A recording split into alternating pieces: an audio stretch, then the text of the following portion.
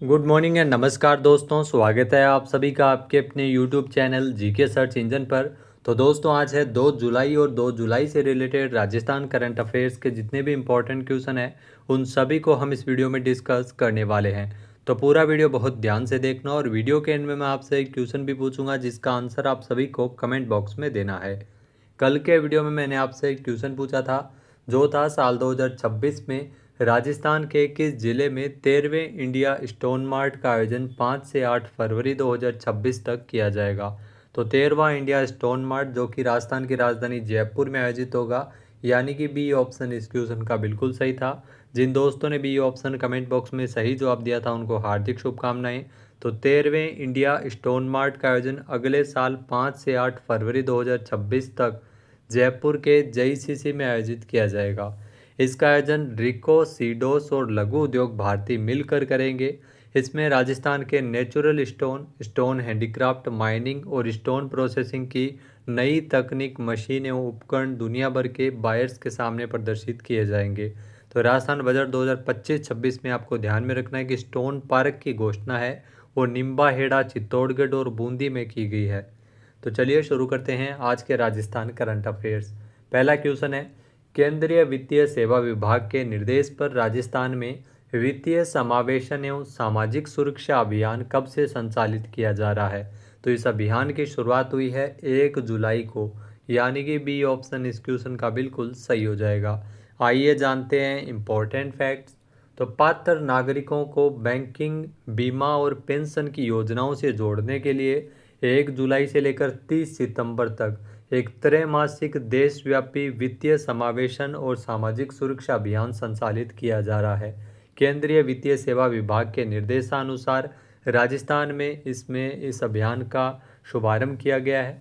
अभियान के प्रमुख घटकों में प्रधानमंत्री जन धन योजना के अंतर्गत वर्तमान में जो निष्क्रिय बैंक अकाउंट का पुनः सत्यापन, प्रधानमंत्री सुरक्षा बीमा योजना और अटल पेंशन बीमा योजना में नामांकन को प्रोत्साहित करना इसका अभियान का मुख्य उद्देश्य है।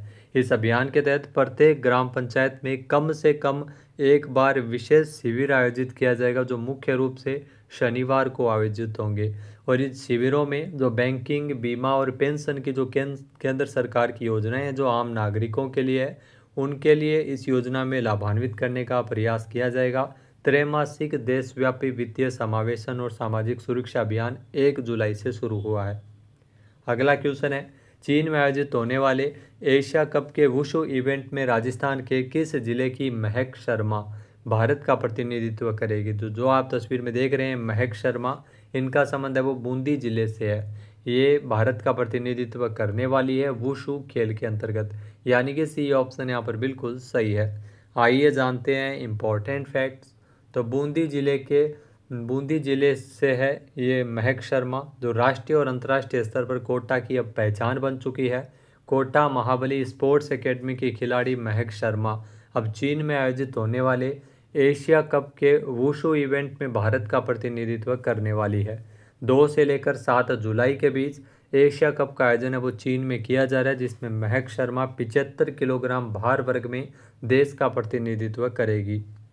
अगला क्वेश्चन है, जयपुर और उदयपुर के बाद में राजस्थान का तीसरा शहर कौन सा है जहां पर डीएनए जांच की अत्याधुनिक सुविधा की शुरुआत की गई है। तो मोस्ट इम्पॉर्टेंट है, जयपुर और उदयपुर के बाद में राजस्थान का तीसरा शहर है जहां पर डीएनए जांच की सुविधा मिल सकेगी, वो है बीकानेर, यानी कि ए ऑप्शन इस क्वेश्चन का बिल्कुल सही है।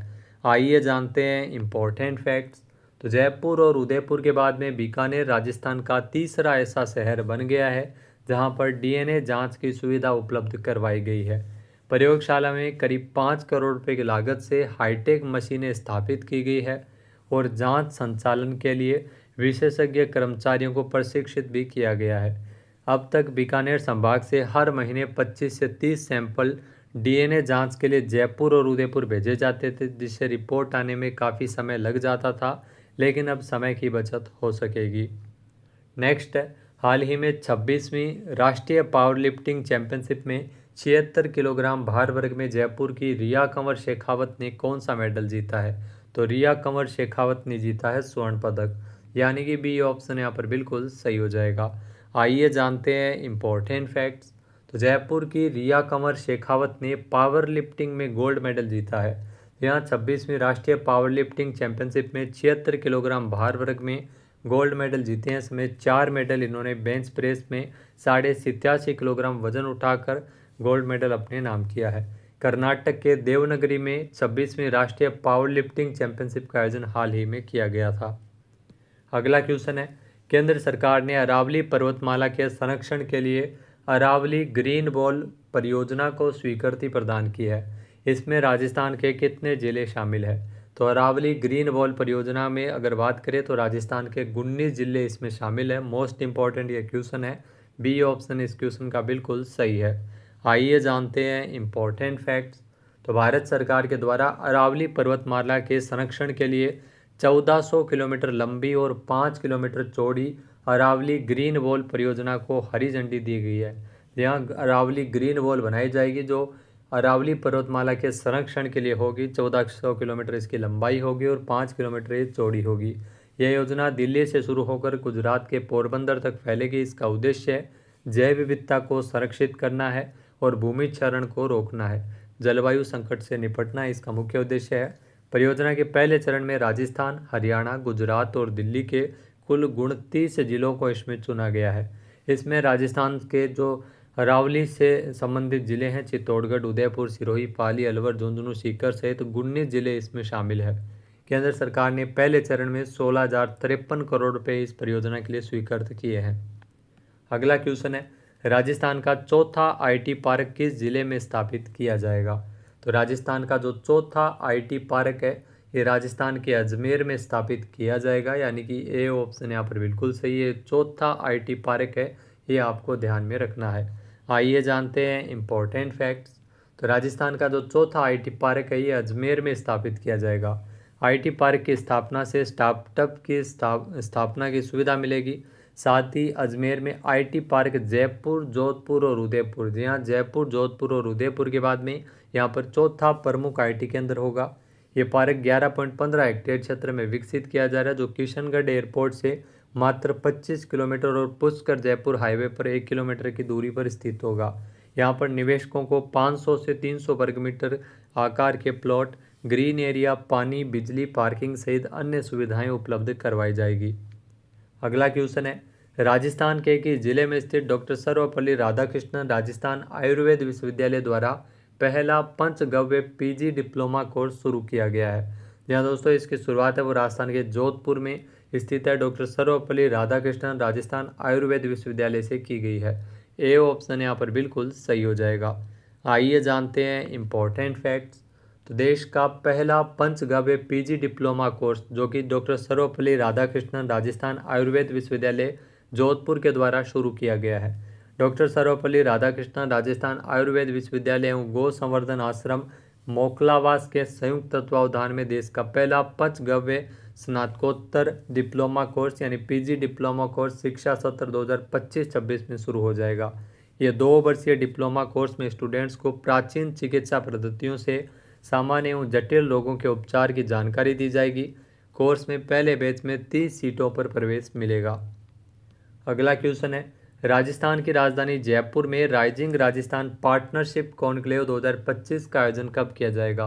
तो राजस्थान की राजधानी जयपुर में राइजिंग राजस्थान पार्टनरशिप कॉन्क्लेव का आयोजन 11 और 12 दिसंबर को होगा, यानी कि बी ऑप्शन यहाँ पर बिल्कुल सही है। आइए जानते हैं इम्पोर्टेंट फैक्ट्स। तो 11 और 12 दिसंबर को जयपुर में राइजिंग राजस्थान पार्टनरशिप कॉन्क्लेव का आयोजन किया जाएगा। ये कॉन्क्लेव राजस्थान को निवेश की राष्ट्रीय और अंतर्राष्ट्रीय साझेदारियों का नया केंद्र बनाने की दिशा में महत्वपूर्ण कदम होगा। Rising Rajasthan global investment summit 2024 में जो एमओयू हुए थे उन एमओयू की प्रगति का लेखा जोखा इस आयोजन में प्रस्तुत किया जाएगा, जिससे निवेशकों को प्रदेश में आई औद्योगिक और आर्थिक प्रगति की जानकारी मिलेगी। यह आयोजन साल 2026 में प्रस्तावित अगले ग्लोबल समिट के लिए एक विजन दस्तावेज के रूप में भी ये कार्य करेगा। नेक्स्ट है, रेल मंत्री अश्विनी वैष्णव ने वन स्टॉप प्लेटफॉर्म के रूप में कौन सा ऐप लॉन्च किया है? तो रेल मंत्री अश्विनी वैष्णव के द्वारा जो वन स्टॉप प्लेटफॉर्म में जो रेल मंत्रालय में रेल भवन है, रेल वन ऐप को लॉन्च किया गया है, यानी कि सी ऑप्शन यहाँ पर बिल्कुल सही है। जी हाँ, रेल वन ऐप लॉन्च किया है। रेल मंत्री अश्विनी वैष्णव के द्वारा। आइए जानते हैं इम्पोर्टेंट फैक्ट्स। तो रेल मंत्री ने वन स्टॉप प्लेटफॉर्म के रूप में रेल वन ऐप लॉन्च किया है। यहाँ रेल मंत्री अश्विनी वैष्णव ने रेल वन ऐप को लॉन्च किया, जो सभी यात्री सेवाओं के लिए वन स्टॉप समाधान है, जिस पर ऐप टिकटिंग, ट्रेनों की पूछताछ, पीएनआर, यात्रा योजना, रेल सहायता सेवाएं और ट्रेन में भोजन जैसी सेवाओं तक आसान पहुंच प्रदान करता है। नई दिल्ली में centre for railway information system CRIS के स्थापना दिवस के अवसर पर इस ऐप को लॉन्च किया गया। नेक्स्ट है, देश का पहला राज्य कौन सा है जिसने नगरीय निकाय चुनाव और उपचुनाव में मोबाइल एप्लीकेशन के माध्यम से वोटिंग की सुविधा की शुरुआत की है? तो मोस्ट इम्पॉर्टेंट क्वेश्चन, पहला राज्य है बिहार, जहां पर मोबाइल एप्लीकेशन के माध्यम से वोटिंग की सुविधा नगरीय निकाय और उपचुनाव में शुरुआत की गई है, यानी कि ए ऑप्शन यहाँ पर बिल्कुल सही है। आइए जानते हैं इम्पोर्टेंट फैक्ट्स। तो बिहार ने मोबाइल ऐप के माध्यम से भारत की पहली वोटिंग की घोषणा की है। बिहार देश का पहला राज्य बन गया है जिसने नगरीय निकाय चुनाव और उपचुनाव में मोबाइल एप्लीकेशन के माध्यम से वोटिंग की सुविधा की शुरुआत की है। 6 नगर पंचायत और 36 अन्य नगरीय निकायों में मतदान हो रहा है और यह सुविधा उन लोगों के लिए उपलब्ध है जो मतदान केंद्र पर जाकर वोट नहीं डाल पाते हैं। मतदाताओं को इसके लिए SEC BHR ऐप को इंस्टॉल करना होगा। अब बात करते हैं आज के हमारे क्विज के, जिसका आंसर आप सभी को कमेंट बॉक्स में देना है। तो आज का क्विज है, राजस्थान के नए पुलिस महानिदेशक यानी DGP कौन होंगे? एक बार फिर से सुनिएगा, राजस्थान के नए पुलिस महानिदेशक यानी DGP कौन होंगे? सही आंसर आपको कमेंट बॉक्स में देना है। और अगर ये वीडियो आपको पसंद आए तो इसे आप लाइक और शेयर करना बिल्कुल न भूलिएगा। चैनल पर नए जुड़े हो, सब्सक्राइब नहीं किया है तो अभी सब्सक्राइब बटन पर क्लिक करें। इसके अलावा दोस्तों, जो Rajasthan current affairs exam booster course 2025, जिसका लिंक आपको यहाँ पर मिल जाएगा और वीडियो के डिस्क्रिप्शन बॉक्स में भी आपको दिया हुआ मिलेगा। तो ये राजस्थान बूस्टर कोर्स है जिसमें आपको जनवरी से लेकर दिसंबर 2024 के 1000 से ज़्यादा क्वेश्चन वो भी आपको व्याख्या सहित मिल जाते हैं। इसके अलावा जनवरी से लेकर दिसंबर 2025 यानी इस साल का 2025 का करंट अफेयर्स आपको व्याख्या सहित प्रतिमाह अपडेटेड मिलता रहेगा। लगातार जब भी जो 7वें दिन वीकली टेस्ट होता है उसी दिन ये अपडेट कर दिया जाता है। इसके अलावा अन्य परीक्षा की दृष्टि से जो महत्वपूर्ण PDF है, चाहे योजनाओं की हो, आर्थिक समीक्षा, बजट, राजस्थान में प्रमुख आयोग कौन क्या है, नवीनतम नीतियाँ, इनकी भी PDF आपको इसी कोर्स में मिल जाएगी। इसके अलावा वीकली मॉक टेस्ट भी यहाँ पर अपलोड कर दिए गए हैं। जनवरी से लेकर अब तक जितने भी वीकली मॉक टेस्ट आप दे सकते हैं और अपनी तैयारी को बेहतर कर सकते हैं। तो गूगल प्ले स्टोर से आप डाउनलोड करें GK search engine mobile app, और उसी ऐप पे आपको इस कोर्स का लिंक मिल जाएगा। तो इस कोर्स को ज़रूर ज्वाइन कीजिए, जो आपके आने वाले सभी एग्ज़ाम, चाहे राजस्थान पुलिस हो, पटवारी हो, वीडियो हो, इन सभी एग्ज़ाम की दृष्टि से महत्वपूर्ण है। जय हिंद, जय भारत, जय राजस्थान।